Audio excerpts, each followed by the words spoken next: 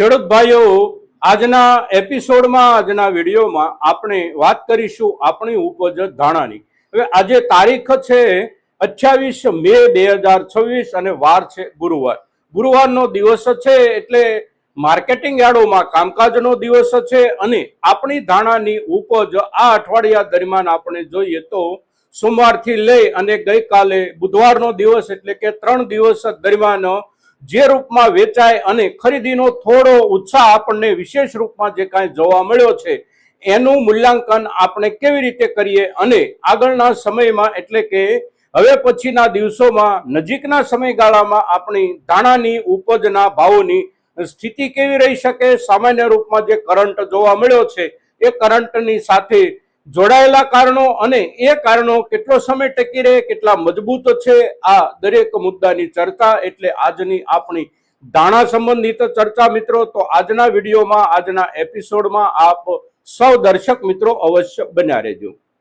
નમસ્કાર ખેડૂત મિત્રો, જય કિસાન જય ભારત। ખેડૂત ભાઈઓ, આપણી ધાણાની ઉપજ આ વર્ષે શરૂઆતથી જ એકંદર સારા ભાવથી વેચાતી રહી છે અને બજાર અત્યાર સુધી જળવાઈ રહ્યું છે। બજાર સારું રહે, બજાર જળવાઈ રહે એવા જે કાંઈ સંજોગો હતા એ સંજોગોની ચર્ચા તો આપણે પાછળના દરેક એપિસોડમાં કરતા રહ્યા છીએ અને એ જે સંજોગો હતા એ સંજોગોને કોઈ બદલી શકે એવી સ્થિતિ નહોતી એટલે આપણા ખેડૂતોના હિતમાં બજાર અત્યાર સુધી જળવાઈ રહ્યું છે। હવે છેલ્લા 3-4 દિવસથી આપણે જોઈએ તો અને ગયા અઠવાડિયા દરમિયાન પણ આપણે જોઈએ તો સામાન્ય રૂપમાં આપણને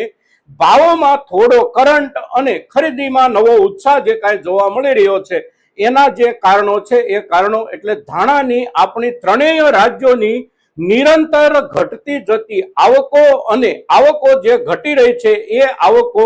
બહુ નીચલા દરજ્જે અત્યારે પહોંચી ગઈ છે। મધ્યપ્રદેશ રાજ્યની અંદર જે આવકો અત્યારે દૈનિક રૂપમાં થઈ રહી છે આ આવકો લગભગ આખા મધ્યપ્રદેશ રાજ્યની 10,000 બોરીથી લઈ અને 12,000 બોરી ધાણા આવી રહ્યા છે। રાજસ્થાનમાં પણ સ્થિતિ આવકોને લઈને આ જ પ્રમાણેની અને આપણા ગુજરાતમાં પણ આવકોની સ્થિતિ આ પ્રમાણેની છે એટલે ત્રણેય રાજ્યોની મળી અને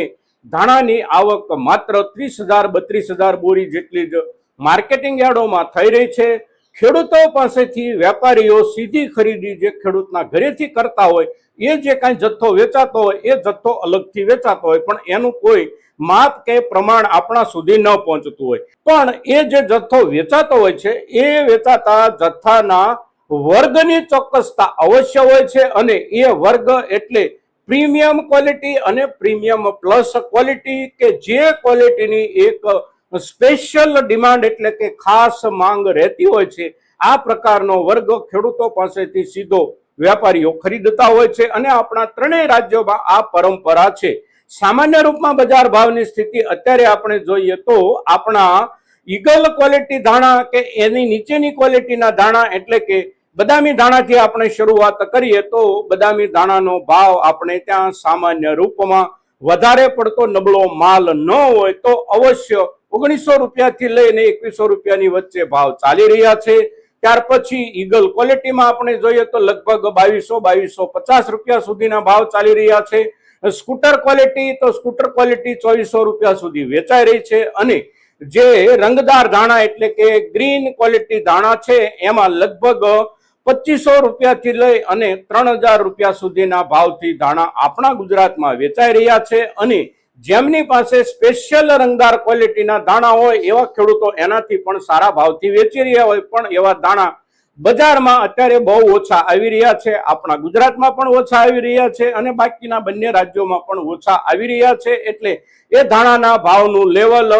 સ્પેશિયલ ક્વોલિટીના જે ધાણા જ્યાં થાય છે એ વિસ્તારો એટલે મધ્યપ્રદેશનો ગુના વિસ્તાર અને રાજસ્થાનના રામગંજ મંડીની આસપાસના વિસ્તારના બેસ્ટ ક્વોલિટી પ્રીમિયમ ક્વોલિટી ધાણા 4,000 રૂપિયાથી ઉપરના ભાવે અત્યારે પણ વેચાઈ રહ્યા છે અને એમાં પણ જે પ્રીમિયમ પ્લસ ક્વોલિટી હોય છે એ ક્વોલિટી એનાથી પણ સારા ભાવથી અવશ્ય વેચાઈ રહી છે પણ સામાન્ય રૂપમાં આપણે જોઈએ તો આપણા ધાણાનું બજાર એટલે લગભગ 2,000 રૂપિયાથી લઈ અને સામાન્ય ક્વોલિટીમાં 2300 રૂપિયાની વચ્ચે અને સારી ક્વોલિટીમાં 2500 થી લઈ અને 2700 રૂપિયાની વચ્ચે. હવે આ પ્રમાણેના ભાવોમાં આપણે ગયા અઠવાડિયાના ભાવો અને આ અઠવાડિયાના ભાવોની સરખામણી કરીએ તો અવશ્ય 20 કિલોએ 50 રૂપિયા સુધીનો સુધારો સારી ક્વોલિટીના ધાણામાં આપણને જોવા મળી રહ્યો છે. અને અત્યારે જે સુધારો આપણને જોવા મળી રહ્યો છે એના મુખ્ય કારણોમાં એક કારણ ઘટતી જતી આવકો સાથે સાથે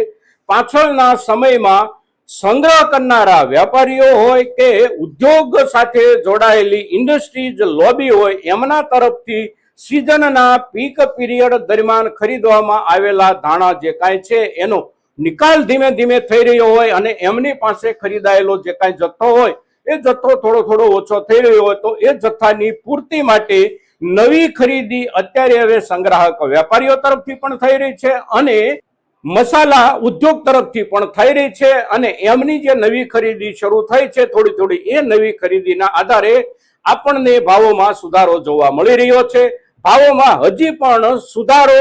અવશ્ય બની શકે છે અને સુધારો બનવાની જે કાંઈ શક્યતાઓ સંભાવનાઓ છે એ સંપૂર્ણપણે હજી સલામત છે. કારણ કે ધાણાની ઉપજનું જે કાંઈ ચિત્ર હતું એ ચિત્ર ક્લિયર હતું અને ત્યાર પછી એક પણ ધાણાનો નવો દાણો આપણે ત્યાં ઉત્પન્ન થઈ શકે એમ નહોતો. કારણ કે ધાણા એક જ સિઝનમાં તૈયાર થાય છે અને એવી જ રીતે વિશ્વના બાકીના કોઈ પણ ભાગોમાં ધાણાની નવી ઉપજ આ સમયગાળા દરમિયાન નથી આવતી. યુરોપના કેટલાક દેશોમાં જ્યાં ધાણા પાકે છે એ ધાણાની નવી ઉપજ હજી 10મા મહિના આસપાસ જ આવવાની હોય છે. એટલે ત્યાં સુધીમાં આપણી પાસે જે કાંઈ ધાણા પાક્યા છે આ સિઝનના આ ધાણાના આધારે જ ચલાવવાનું છે. અને આપણા જે ધાણા છે એ ધાણા આપણે ત્યાં જે રીતે આપણે વાપરીએ છીએ એ વાપરવામાં આપણી વપરાશના બંને પ્રવાહો એટલે આપણા રસોઈ મસાલાનું રૂપ અને આપણું મુખવાસ મસાલાનું રૂપ અને આ બંને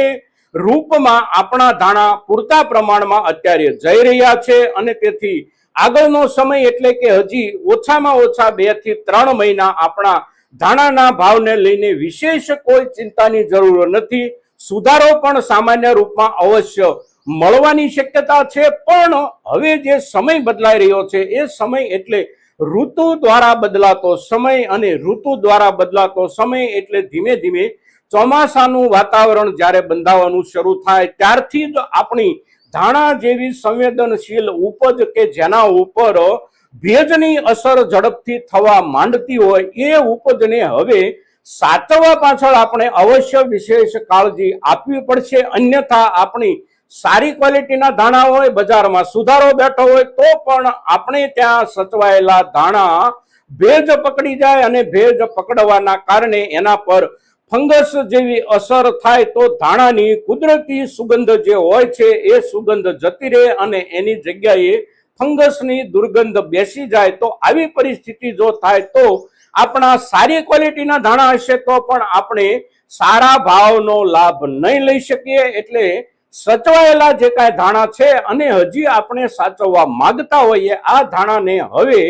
ઋતુનો સમય જ્યારે બદલાઈ રહ્યો છે ત્યારે અવશ્ય વિશેષ કાળજીથી જ આપણે સાચવવા પડશે. અને વિશેષ કાળજીથી જો આપણે સાચવી રાખવી શકીએ એવી વ્યવસ્થા આપણી પાસે હોય તો જ આપણે ધાણાની ઉપજને હવે સાચવવાનો નિર્ણય કરીએ. કારણ કે બદલાતી ઋતુનો માહોલ બહુ નજીક આવી રહ્યો છે અને સીધી અસર આપણા ધાણા જેવા પાક પર એની થઈ શકે છે. એટલે આ મુદ્દાઓને ધ્યાનમાં રાખી અને આપણે આપણી પાસેની સચવાયેલી ધાણાની ઉપજ પર નિર્ણય કરીએ. મિત્રો, બજાર અત્યારે સારું છે, વેચવાની ગણતરી આપણે કરી રહ્યા હોઈએ તો અવશ્ય આ સમયગાળા દરમિયાન વેચીએ. અને આપણે કેટલોક સમય હજી સાચવવા માંગતા હોઈએ તો પણ ધાણાની ઉપજમાં નુકસાનીનો સંભવ નથી, નુકસાનીની શક્યતા નથી. પણ જે મુદ્દો બદલાતા વાતાવરણનો છે એને ધ્યાનમાં રાખી અને આપણે નિર્ણય કરીએ. મિત્રો, આજના દિવસે આપણી